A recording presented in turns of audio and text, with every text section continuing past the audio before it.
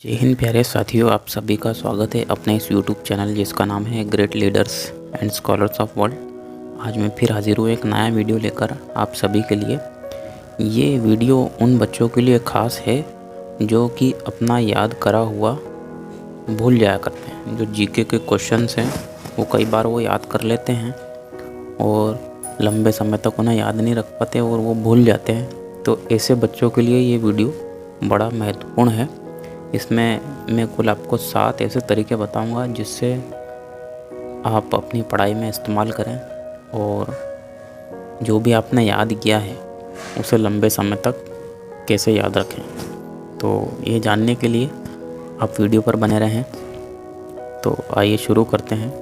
तो वो 7 तरीके मैं आपको बताता हूँ, जिसमें सबसे पहला तरीका है नोट्स बनाना। सभी छात्र मैंने इस बात को ध्यान रखें कि आप कुछ याद करना चाहते हैं तो सबसे पहले आपको नोट्स बनाना पड़ेंगे।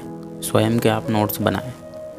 बहुत सारे छात्र ऐसे होते हैं, कोई कोचिंग संस्था में जाते हैं, कोई दोस्त यार के पास जाते हैं और बोलते हैं कि आप इसके नोट्स दे दो तो इससे हमें याद हो जाएगा। ऐसा बिल्कुल भी नहीं होता है। किसी का नोट्स पढ़ने से याद नहीं होता है।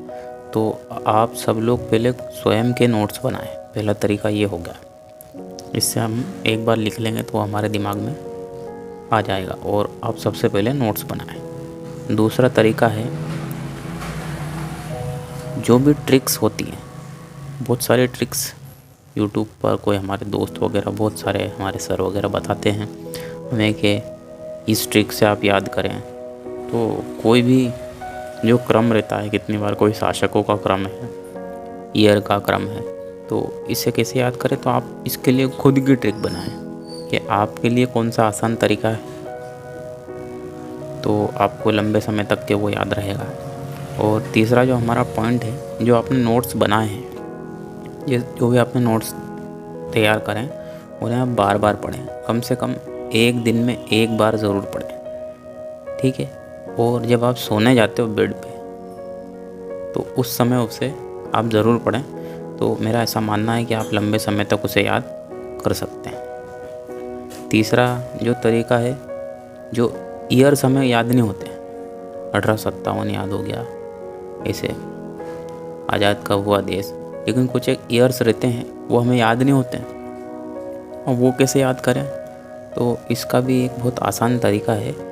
आप ईयर्स को ईयर्स से जोड़ें। जैसे मैं एक उदाहरण देता हूँ कि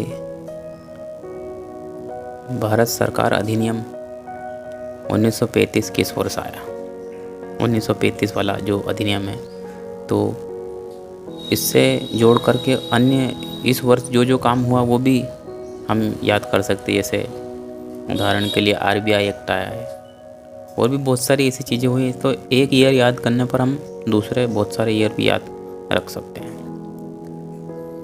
तीसरी जो ट्रिक है याद करने की, पांचवी जो ट्रिक मैं आपको बता रहा हूँ, जो भी आपने याद किया है उसे आप एक्सप्लेन करें। आप स्वयं को एक्सप्लेन करें, चाहे तो एक आईना आपके सामने रख ले, उसमें देखें और फिर एक्सप्लेन करें। इससे भी आपको ये लंबे समय तक याद रह सकता है, आपकी याददाश्त बढ़ जाएगी।